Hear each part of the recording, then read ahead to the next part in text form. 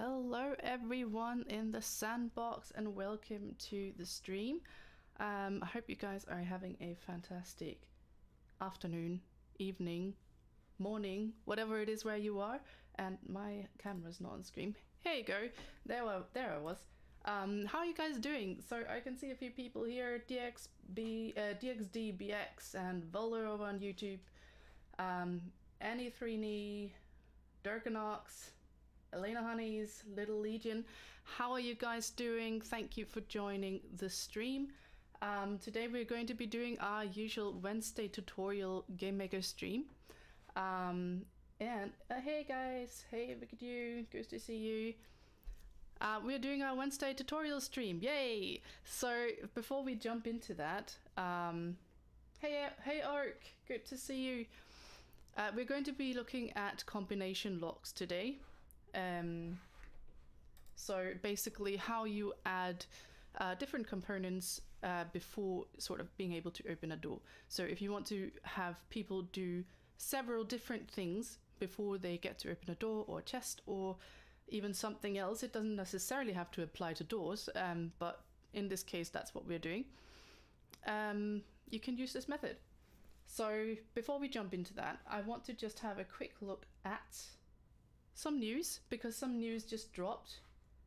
And right here we've got the Mega City land sale that just goes live today, or the raffle goes live today.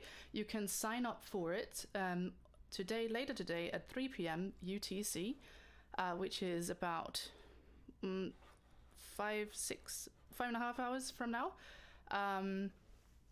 And the raffle ends on the 10th, or the sign up for the raffle ends up on the 10th, and the raffle results are going public on May 11th. So if you want a chance at getting a land, do sign up for this, because, you know, who doesn't want more land? I definitely want more land. That's for sure. So yeah, we've got 222 regular lands up for grabs. We've got 12 premium lands. We've got 6 estates, and then we've got 12 1x1 lands going up for auction, and that happens on May 15th for you know, auctions for the last lands that did not sell out, and the 12 1x1s.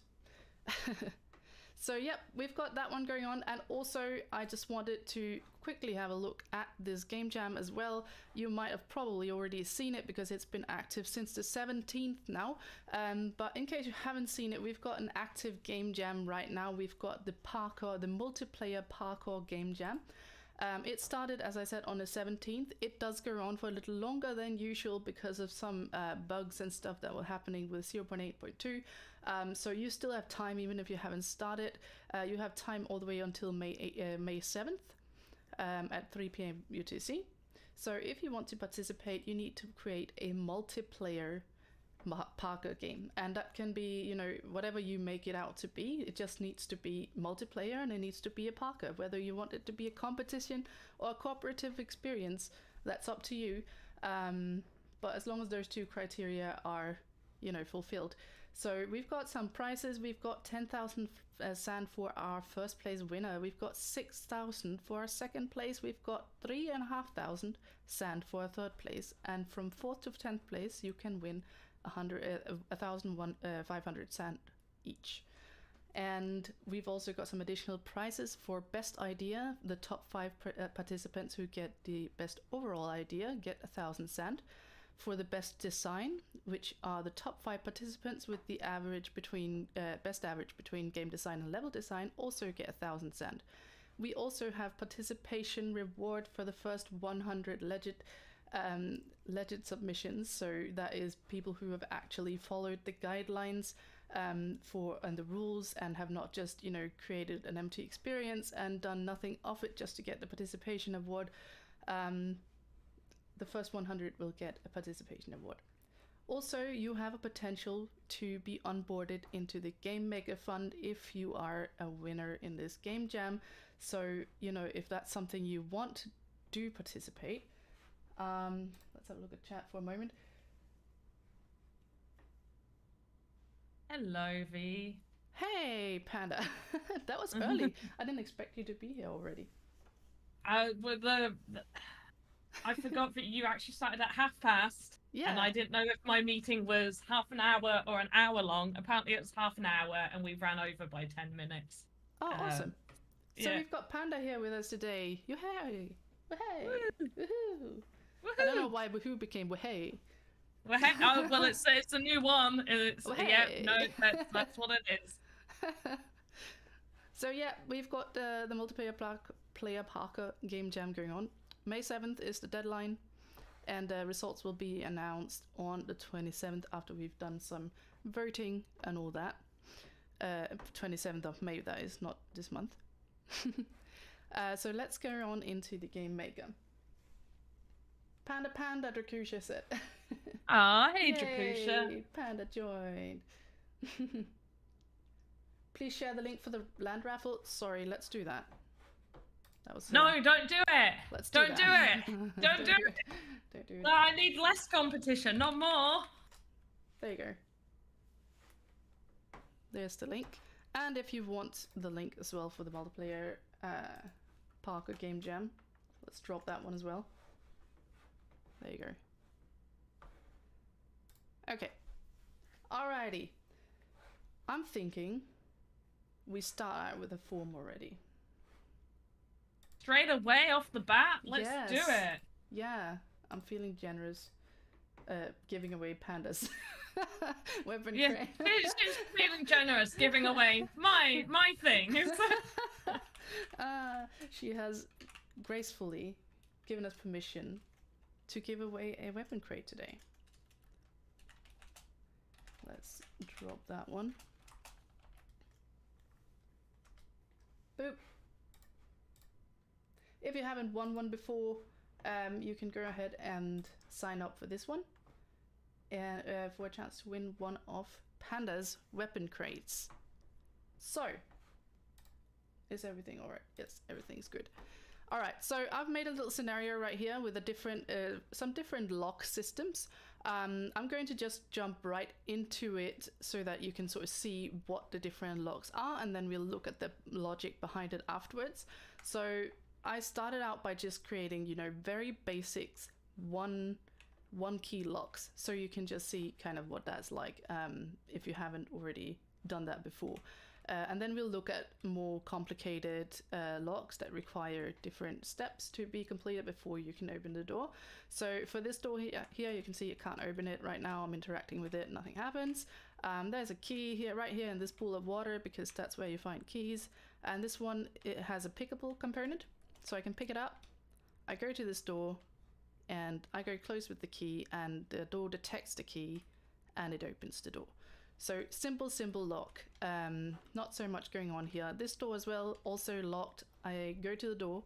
There's an asker saying the door is locked. Find a key. Nothing happens. Can't open the door.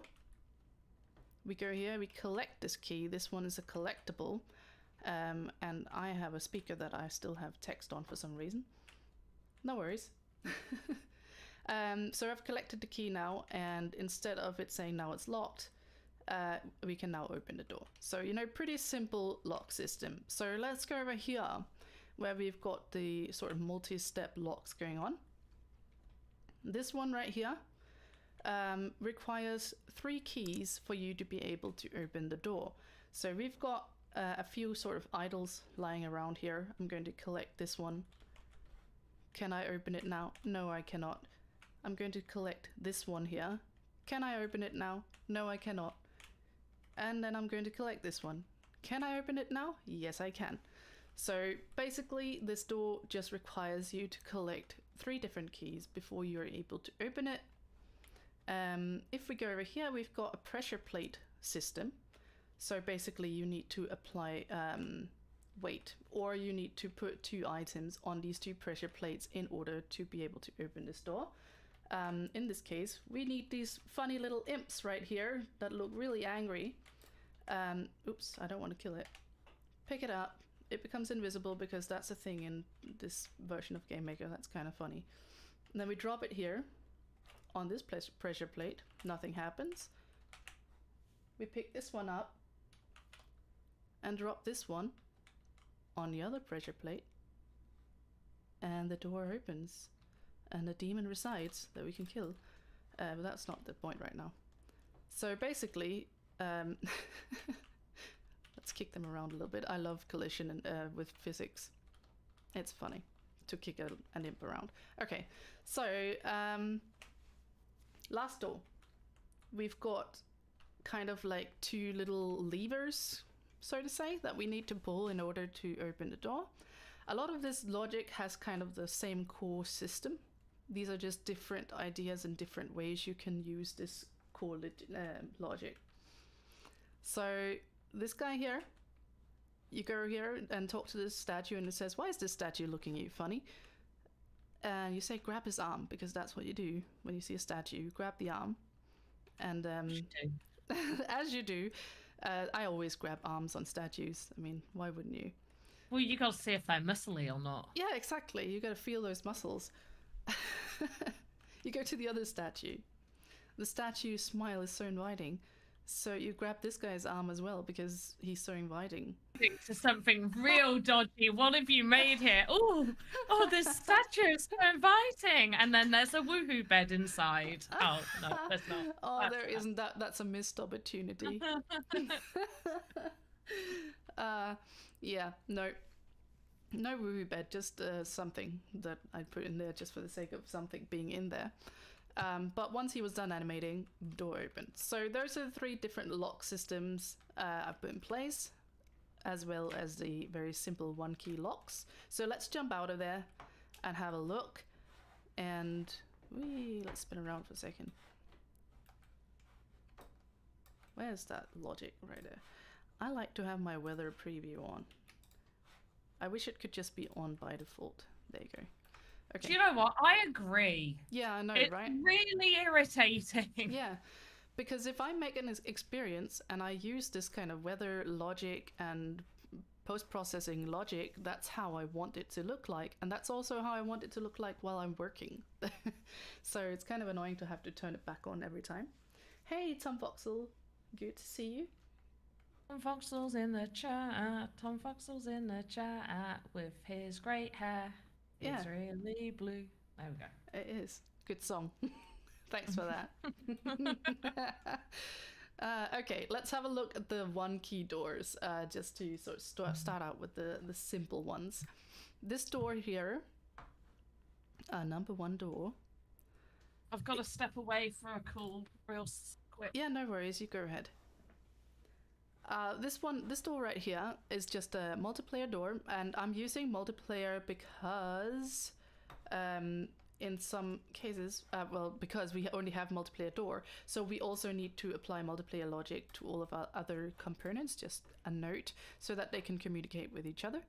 So we've got a multiplayer door right here. The logic on it says that the message required to open the door is key.near. So we cannot open it with interact, like we usually can with a door. And the way we get that thingy, what's that? The message to come is by having this speaker right here. We've got a speaker here on the door, and once it detects the tag key, so I've put it to detect entity, specific tags in range, key, and then I've made that range be just here around the door. I don't know if you can see the outline, it's kind of hidden a little bit. It's going to detect the tag key, and it's going to send a message key.near to the door.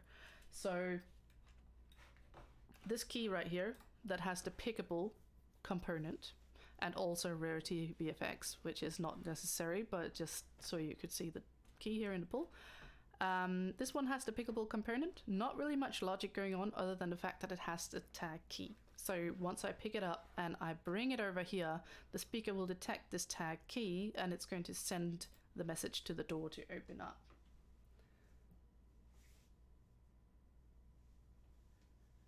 Dovia saying, guys, I have one question. Do you maybe need ambassador for the game? I'm from Serbia and I'm a streamer.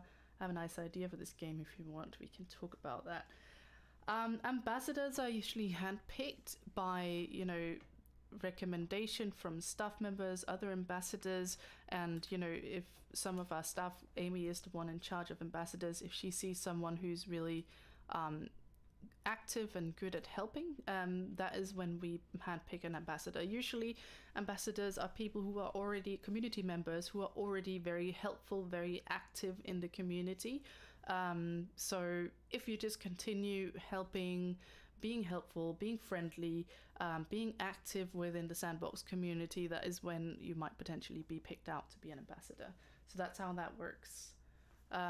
You did used to be able to apply for the ambassador program. I don't believe those applications are open, so as far as I know, it's only by being handpicked right now. Okay, so the second lock here, the second simple lock, is another multiplayer door. That one does open with interact, but it has a toggle on it, which means its initial behavior as a door is not toggled on. It gets toggled on once we get the message key collect, and we get that message by collecting this key right here. It's got multiplayer collectible on it. Once we pick it up, the message key collect is sent out to all. I usually set broadcast type to all, unless it's a specific case where I only need it to some actors or only in a short range. But usually I like to use all because I feel like it's more reliable. Sometimes the others can be a little wonky. In this case, all is fine. It's going to send that message, and the door is going to receive it, and it's going to activate its door behavior, and you can go and open it. So basically that's how these simple doors work. So let's go to the more complicated locks right here. So this door right here had 3 locks. As you can see, we've got this little idol here. It's a collectible. When you collect this one, it sends the message idle. And the same goes for this idol over here. This one sends the message idle when it's collected. This one over here adds the message idle again once you collect it. So they all send the same message. And Biosin is saying if you add a crowd event to opening the door with multiple keys, you can build a progress bar that collected keys without creating a quest. Sure, you could do that for sure, no problem.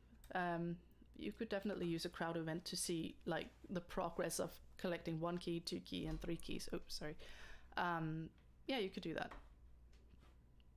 So what happens once it sends out the idle message is it's going to send some messages to these.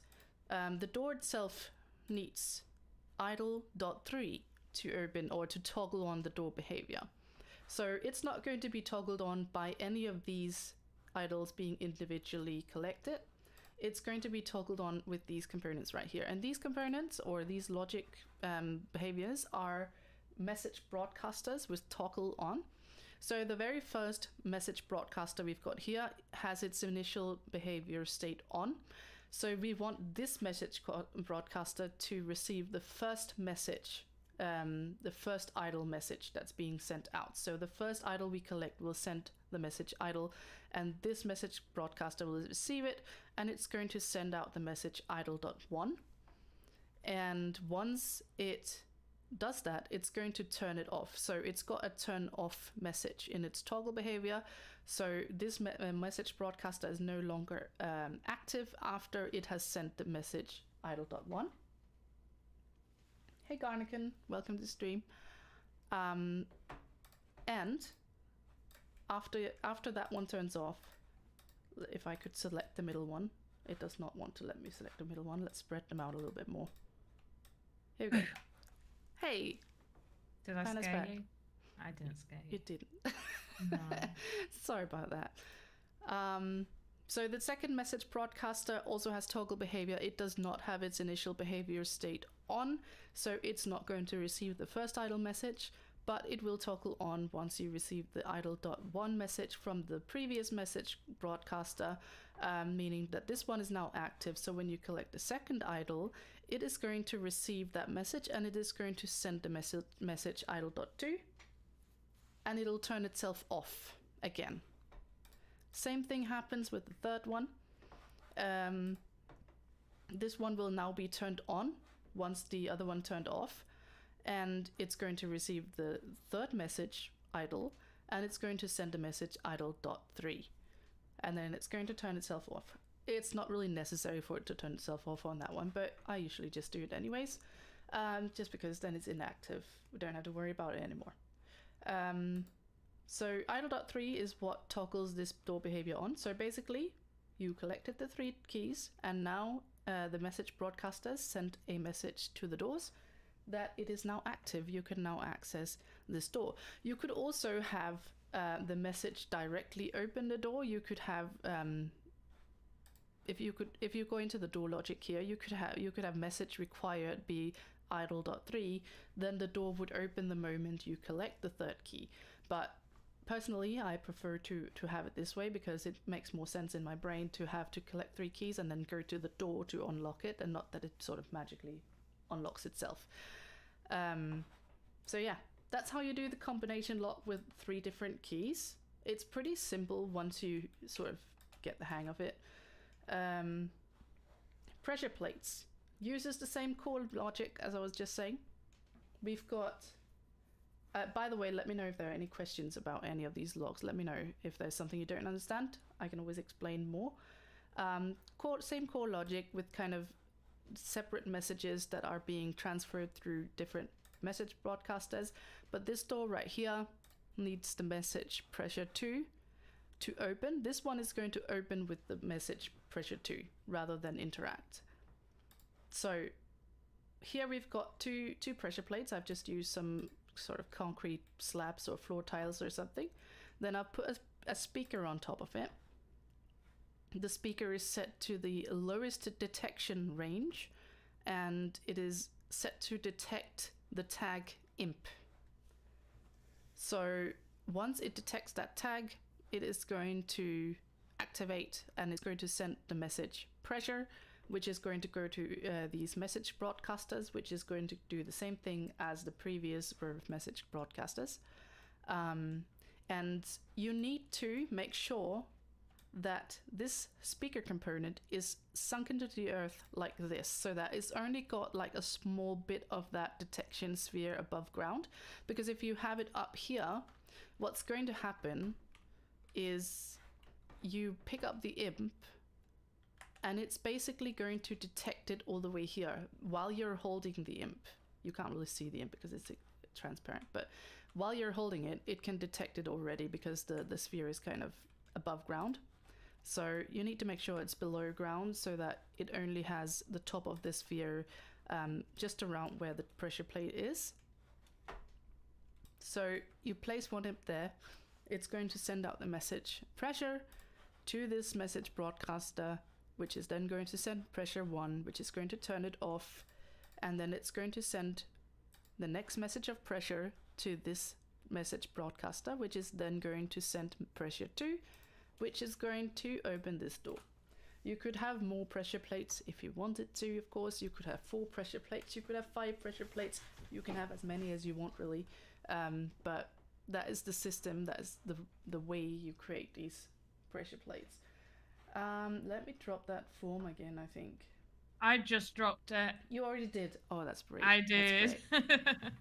Brilliant. Brilliant. Okay. 1 second.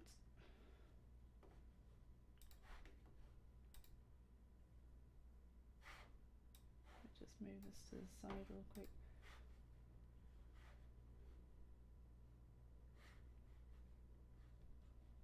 There we go. Okay. For our last door, we've got this lovely statue dude who opens the door. So this guy is an animated decoration, and we've set his animation to touch, which is, you know, when his hand goes down, like a lever. And you need to set the play count to 1 if you're doing this kind of animated opening thing. Set the play count to 1 so that the animation plays once. Remember to do that because by default it is set to 0. And I have on a few occasions been like, why is it not playing my animation? That's because it's set to 0, so remember to set to 1. And it's going to require the message animate 1 to play the animation. And once it is finished animating, I have set it to send out a message animate. The same happens with this one over here, this statue over here. It requires animate 2 to play the animation, and it also sends out the message animate at the end of the animation. I've set it so that it sends the message at the end of animation, so that the door is not going to open before the kind of arm has reached its end point, so it feels like it's a lever that has to open all the way to be able to actually open the door. We've got an asker right here, an asker, because I can pronounce asker. We've got an asker sitting on top of him, and the statue is looking at you funny. When you grab his arm, it sends the animate 1 message out, and that's what the statue itself receives, and that's how it animates. And I've put a toggle behavior on it because I don't want to be able to talk to the asker or the statue again once I've already activated his arm lever thing. So once he gets the message animate 1 from the asker behavior, he's going to turn off, or the asker is going to turn off. And the same happens with this one over here. This one is smiling invitingly at you. It animates 2, sends a message animate 2 to the statue, and it turns it off. Once it sends the message animate, again, just like the others, these statues send the message animate at the end of their animation. Goes to the message broadcaster right here. Again, this one receives the message animate. It's toggled on to begin with. It sends Annie to Annie.1, and it toggles off. This message broadcaster toggles on. It receives the other animate message. It sends the message Annie.2, and that is the message required to open this door. It doesn't need any toggle behavior because you're only able to open it by getting that message Annie.2. So this logic can be used in many different ways. You don't have to use it for doors or for chests even. You could totally use it for a chest as well if you wanted to have some kind of combination lock for a chest.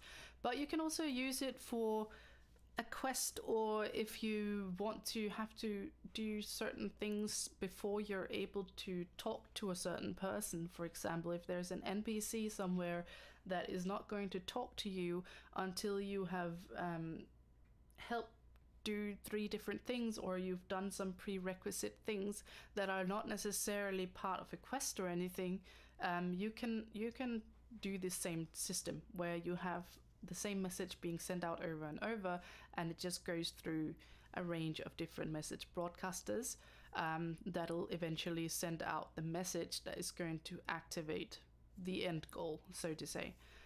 So it's really useful logic to know how to work with. I've used it on several occasions, and yeah, I actually forgot one part of this logic. It's not really essential at all to the door mechanic, but I don't know if you noticed. Let's just go in and activate this door once more. Let's go to this last door and activate the arm. Boop. This one turns like glowy, so it starts glowing, and this one again also starts glowing once I activate the door. So this was something that I did for one of my games, and I just thought I'd show you how that's done as well. So these little connectors right here, they're called star connectors. I've got a lit and an unlit version, so one with emission and one without. And it's basically just got replace asset on it, and once it receives the animate 1 message that this asker sends out once you interact with it, it's going to replace this unlit asset with a lit version of it. So it kind of looks like there's some, I don't know, energy that gets fueled into the door, and once both of those two energies are kind of activated, the door opens. So just a little idea to how to do some interesting lock kind I of like things. how you interpret it as energy going into the door, because that's not what my mind went to. My mind went to, oh, it's like it's unlocked it, as if like a mechanism has turned on, and that's what's turned the light on, because it's now Yeah. that section of the door has turned on. You've unlocked half of the door. Ah, right, okay. But no, I like how you're just like, oh yeah, it's like energy, because it does look like a wire going Yeah. from one statue to the door. But that's not how my brain saw it. My brain saw it as like, oh, the mechanism has turned on. Yeah, well, you can see it in both ways. I think that Yeah. that makes sense as well. No, I love how people's brains Yeah, interpret things exactly. differently. Exactly. Yeah. Me too. And yeah, this is actually like a little inspiration thing that I took from a Final Fantasy game that I played with these Don't tell people that's fine. You can take inspiration from things. That's how you get good at things, by being inspired by other game that. It's stories. very true. And I'm not doing a Final Fantasy game right now. You should. I have never. No, I shouldn't. That's copyright. Well, no, don't do a Final Fantasy game. Do a Final V Final game. Vita C. Yeah, Final Vita C. That's a thing. I'd play it. I'd play it. Final Vita C. Final Vita C. Yeah. It kind of sounds like ecstasy or something. That's the Oh, connotations well, I'm getting when you're seeing Vita C. now that you have said that, I hear it, I see it, I dig it. Let's do it. Let's take some Vita C. Okay. Yeah. All Yeah, right. let's do it. Let's do it. Yeah. Voxel Fantasy. Tom Voxel. Yeah, was saying, the sure. final the final voxel fantasy. Exactly. I like it. It's kind of on the edge. Final Voxel Fantasy is kind of on the edge of copyright, isn't it? I don't think so. Really? You just threw an extra just word like- in there and you're like, that's fine. Yeah, well, I mean, we don't copy the exact game. Instead of calling Vincent Vincent, we call him Voxel Vincent. Yeah. And, Sure. and you call Sephiroth, you call him Voxeloff. That sounds like a great idea. Let's do it. Yeah. Let's Yeah. make a complete rip-off. Yeah. I mean, I wouldn't mind a Voxel Vincent. I loved No. him. Yeah. He's my favorite. Have you played a lot of Final Fantasy games? I have, yes. I didn't play that many of them. I play a few, but I really like Final Fantasy in general because they all have really, really neat stories, and They do. I really usually like the combat mechanics. The turn-based kind of thing is my jam. I quite enjoy that. Yeah. So have you? Oh, played... you won't like some of them then, because some of them aren't turn-based. Yeah, I know. Some of them are not turn-based. I've played some of the ones that aren't, but I like the turn-based ones. WL Andy has two better names than what I just came up with, which is Voxent for Vincent and Sandaroth for Sephiroth. So, Oh. yeah. Yeah. I quite like Oh, that. Those are Oak good 6 names. only played Final Fantasy X and loved it. Now, that's not even one of the best ones. But But it's a good yes, I one. do like really like it. 10. Is Final Fantasy X and 10 too. Not everybody liked 10 too. No. I like 10 too. But yeah, play more Oak 6. sure. Play more. But if Yeah, you played all of them. Final Fantasy X, you'll possibly know this mechanic from the door. Because that is kind of I don't know if you remember Panda, but like there is something very similar when you go into temples. You do this little thing, you activate little spheres as little locks, and they have these different little sort of mechanisms or energies that activate doors and other I things. vaguely remember. Yeah. It's been a while, unfortunately, since I played a Final Fantasy game, and Yeah, was me too. many games, and Garnican Die Voxel 2 Lord of Deletion. Honestly, I feel like everybody's coming up with great, Yes. great You guys names. are super good But, at naming games. but A lot of deletions. Love it. uh, yeah. Love it. Anyway, carry on with this lovely stuff that you're teaching people on how to do things. I mean, we've pretty much gone through the different locks that I've made. I'm kind of hoping that maybe there are some questions or something. Questions, people. People ask questions. Otherwise, Ask I'm your cool with questions. chat. I was having a great time just chatting a little bit.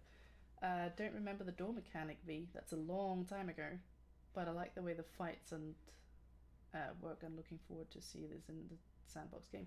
Yeah, with the fights, you mean like the screen shatters and everything, you get sort of teleported into a different battleground kind of thing where it's then turn-based battle. There was one game, which one was that? There was one game in was it in alpha season or was it in between season where something similar happened. You went up in like mountains and you bumped into creatures and it teleported you into like a little battle area. That Do you know which one that was? Yes. I believe that was off season. It was it was part of the Lunar New Year season. I believe. Yeah. I don't remember what the name of that game was. I can't remember the name of it, but it was a Lunar New Year experience. We did play it on stream because it was the one where you turned up a little bit late. Lucas was there. Okay. And then you turned up, but it will be somewhere on the sandbox. If you want to go back to when we did Lunar New Year stuff on a Thursday, it would have been a Thursday stream. Yeah, definitely off season. Yeah, I wouldn't say it was so much turn-based though. No, it wasn't turn-based, but it kind of did a little bit of the same thing with, you don't do battle directly in the world. You kind of get teleported into a battleground. No, it wasn't. Yeah, because it had music as well. That sort of was like. Oh yeah, it did. Yeah, like you've found a monster. It definitely gave me that Final Fantasy vibe when it did that. It gave me Final Fantasy and Pokemon vibes. Not gonna lie. Okay, I haven't played Pokemon, so I wouldn't know. Oh well, you need to get good. I know. For one with the big battle beneath the earth at the end with a team of NPCs. Yes, Garnican. Yes, the one. Yeah, that one. That's the one. I think we talk about Legend. Yes, that's it. Legend of the Sword and Fairy. Yeah, Legend of the Sword. That's what it was. Yeah. Oak 6. Yeah, the Legend of the Sword and Fairy. That is correct because you had to go save the fairy. Yeah, was it a fairy you had to save? Oh. Yeah, she was, trapped underground. I've only played Final Fantasy VII and I found it terribly long and boring. Oh, I like the chicken race. Do you mean chocobos? They aren't chickens. The rest you didn't like. So I actually haven't played the remake of Final Fantasy VII. I never played 7, but I know everyone loves it. The people who played it. It's not my favorite. I'm gonna go out there, and it's gonna cause a lot of issues. Probably not for Volo. Volo's probably like, yeah, man. But I did enjoy it. It's just not my favorite. Yeah. But I did enjoy it. It's not my favorite. I don't mind long games. Long games. I love long games, I do. And if you didn't like the story, like if you're somebody who isn't into watching cutscenes or listening to the story or paying attention to the story, I'd say Final Fantasy is just not for you. 100% Final Fantasy is not for you. But yeah, for me, I liked it. It's just not one of my favorites. No, I played it briefly because I had like a PlayStation Plus subscription and I got it. I think I got to try it or I got it for free or something while I was subscribed. Nice. And I tried it out, and well, the thing is, I tried it like many years later. So it was, also this old kind of look, and I couldn't really figure out what I had to do, and I kind of just gave up at some point, and then I didn't play anymore. So, but I heard that it was really good. But I also have a thing that when I go back and play old games that are like super pixelated and everything, I don't usually feel very attracted to that game. Ah. Yeah, Oh, it's a good job you are making games that use well, voxels, yeah, which is a 3D version of a I pixel. know, Hey, chat, right? I know, Right, it's a good I job of know, it. We're not I doing know. that. But 2D pixels, okay, let's say it that way. I'm not a big fan of 2D pixel games. Oh well, it wasn't really 2D, was it? Was it 2D? Would you say that's 2D? Well, it wasn't voxel. I'm okay with voxels, obviously, otherwise I wouldn't be here. So You're too old for 100 hour plus single player games at this point. WL Andy, you are not. You are not. I can well, assure you, you can find time to do anything. I booked a few days off of work for me to play Harry Potter, not Harry Potter, sorry, it's Hogwarts Legacy. I keep calling it Harry Potter, it's not. And damn, did I spend a lot of hours on that bad boy. Yeah, yeah, not it's like just book some time off work, don't sleep, and you'll be fine. Speed run it, my friend. I've got to be honest that I've kind of feel the same as Andy. Not that I'm too old for it, because I mean I still would like to play those games, but I just don't find the time. And even if I could find the time off work, I have kids that get up in the morning, and I'm the kind of night owl that when I play these kind of games, I want to stay up all night and play. And then if I have to get up at 6 in the morning, I'm not gonna be in a good mood. So I don't know. And just give your kids a pretend controller, make them feel Yeah. like they're playing with mummy. Yeah, I'm thinking I'll just wait a few years till they grow up just a little bit more, and are a little bit more, self-sufficient. Oh, it is easier when they're a little bit more self-sufficient, Yeah, but yeah. with that comes the knowledge that they know that when you hand them a controller that isn't connected, Oh they yeah. know that it's Oh not yeah, yeah, yeah. connected, and Oh then yeah. you will be fighting your kids for time on on the consoles. True, true that. But I guess that But is what it is. talking about, I'm gonna segue us back to Game Maker to some Yeah, let's extent. do that. Let's do that. Talking about 100+ hour games. Now, obviously, nobody's gonna want to play a 100+ hour game currently Nope. in the sandbox, but there are obviously longer form games, using chapter systems. Maybe at some point we can see about how we make a chapter system in Game Maker, so Sure. people can have longer form games. Because ideally, what's the longest time you want to spend in a game that has story and action elements? Because I'm gonna say 40 minutes. After 40 minutes, I was just gonna say 40 myself. yeah. I think anytime after, and even then, 40 I feel is generous for a lot of people. Yeah, it is.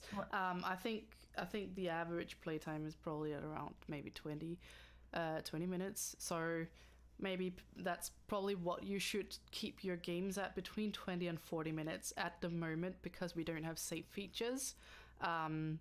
But for me, I could play a game for longer, but because I don't have the option to save, I don't want games that are longer than that, because if I get interrupted and I need to go and do something, I have to stop the game, and I don't want to restart it.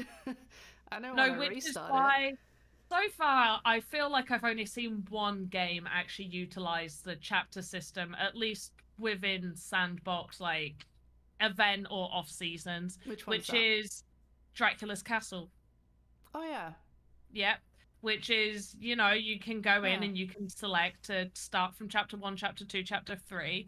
I am going to say that I think it's important, if we look at if people place chapter systems, to make sure that it's from a point where they can't go backwards to then do quests in 0 seconds. I was just gonna say, because I've done that on a game before. It wasn't a chapter system; it was actually more like a save system. So once you reached a certain point, you would get a prompt that this part of the game is you can quit the game here and you can come back and you'll start here. So I've done that before, but it's really important that if you do something like that, it will be a point in the game where you cannot go back, you cannot do the previous quests if you start from that point in the game. So yeah, you can definitely pull it off, but be careful. Yeah, because the reason I lead it back to this is purely because the game I'm currently making is probably going to be like an hour 10 to an hour 20 long. Yeah. I can potentially make it shorter by removing a few quests, but it is meant to be more of a fantasy type world where I want people to explore and talk to the NPCs. Yeah. Like, you don't need to do all of the quests. Like, I want people to come away feeling like there were optional quests they could have done. Yeah. But, like, when it's said...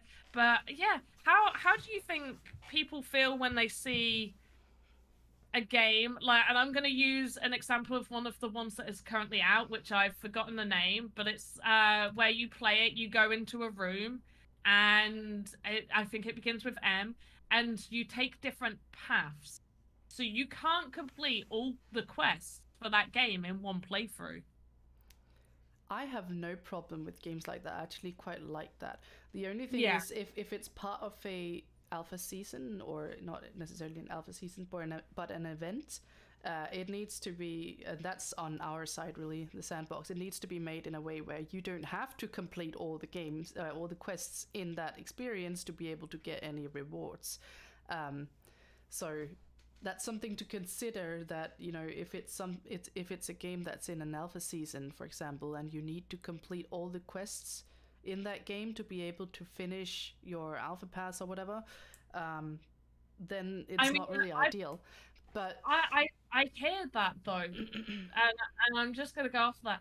It's really Mamaru Land, Mamaru Land, which, by the way, Mamaru sounds far too much like Mama is. So just putting that out there. But yeah, I think it's a really good way of getting people to come back for replayability if done correctly. Absolutely. I mean, if you take that thing out of equation with the reward system and all that, because I would like to take that out of the equation, I think it's a great way to make a game. I mean, I have currently a game planned where you can't really take different paths, but you can, depending on the choices you make, the story is going to be different. The NPCs are going to do different things, and your experience is going to be different.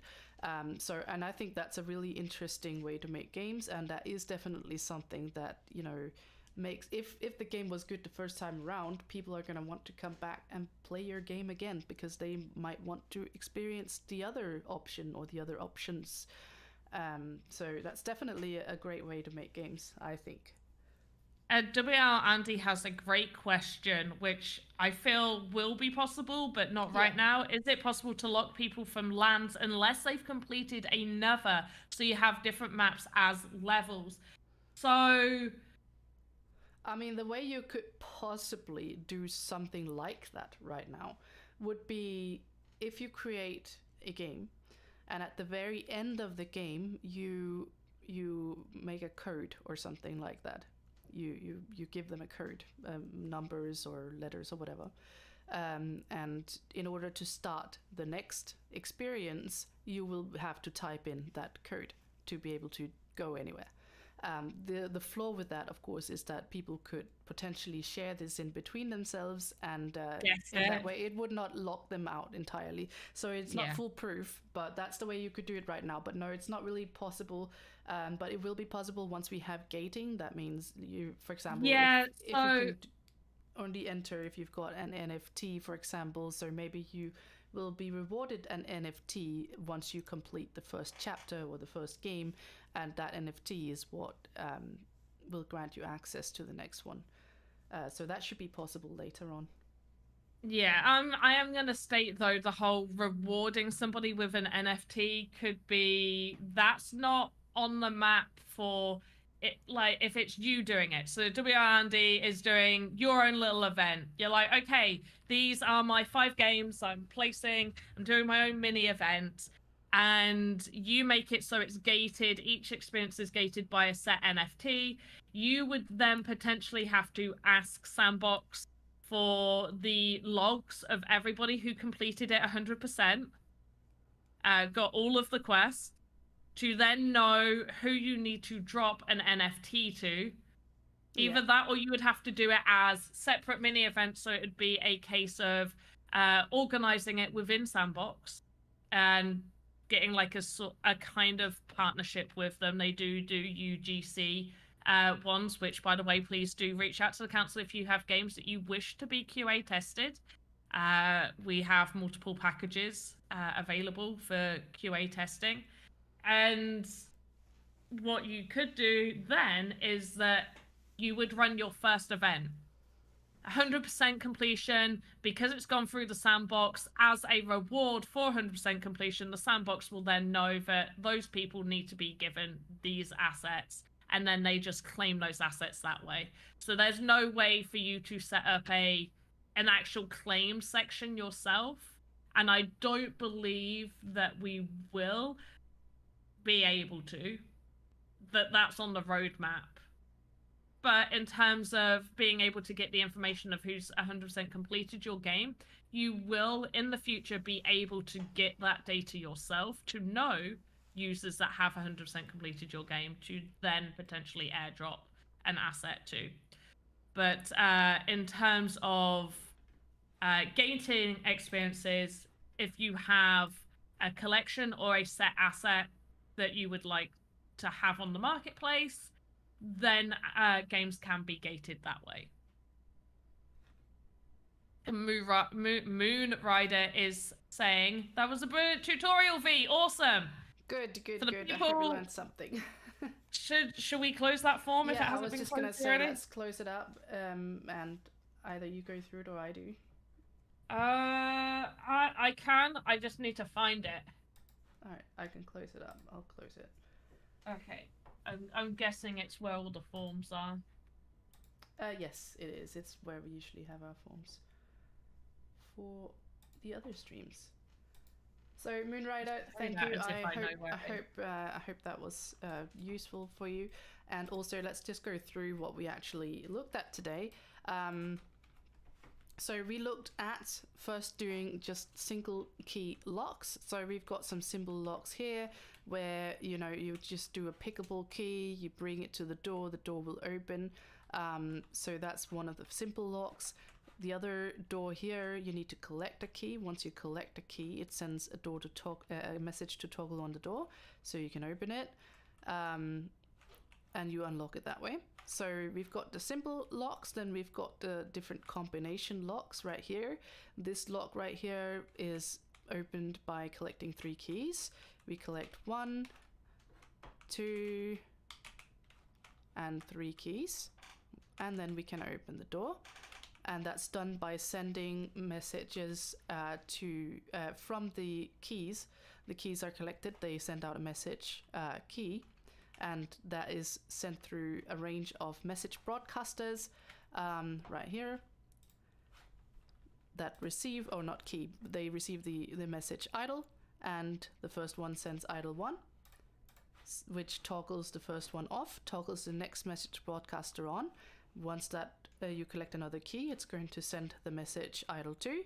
It's going to toggle this message broadcaster off, and this one on. And once you collect the 3rd key, it's going to send the message idle 3, which will unlock the door and make you able to open it. Then we had a pressure plate system where you have to pick up items with the correct tag. That is the imps here, have the tag imp, and we've got some speakers located on these pressure plates here, so that only the tip of the detection area is showing above the ground. So you have to actually drop the imp on the pressure plate, and once it detects the tag imp, it's going to send the message pressure. It's going to go through the same message broadcaster system, and eventually, once you've placed both the imps on both the pressure plates, it is going to open this door right here. the last lock that we looked at was done with some animated decoration and asker behavior. We had an asker right here asking you if you wanted to pull the arm of the statue. Once you do that, it's telling the statue to animate by sending a message animate 1. Once the statue is done animating, it's going to send the message animate. And the same for this one over here. This one will animate when it gets the message animate 2, and it's going to send the message animate at the end of the animation. It's going to go through the message broadcaster system, and eventually it's going to send a message Annie 2, which will then open the door. So that is what we looked at today, the 3 different locks plus the 2 simple ones. And Panda, have you gone through the form? And we have a winner. Woohoo! Yeah, I know, right? So the winner is someone on YouTube. Yay! The winner is Volo21PL. You are a winner of a Weapon Crate NFT that will be sent to you within 6-ish weeks' time, dependent on gas fees. Whoop, whoop. Congratulations, Volo. Oh, he's so happy. That's so nice to see. I love when people get happy like that. Congratulations. I hope you will enjoy your awesome Weapon Crate by the awesome Panda. You're awesome. No, you. No, you. Accept my love, damn you. Okay, fine. I'm Thank awesome, you. I know. Yes. I think also it might be a nice thing to mention what one of the perks of owning this Weapon Crate may bring people. Yes.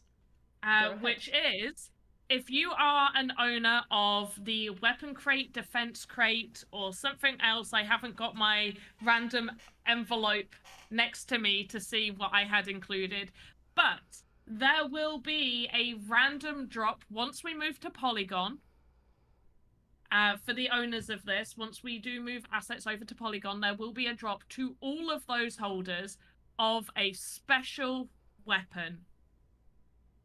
So owning this asset will result in you receiving another free friggin' asset.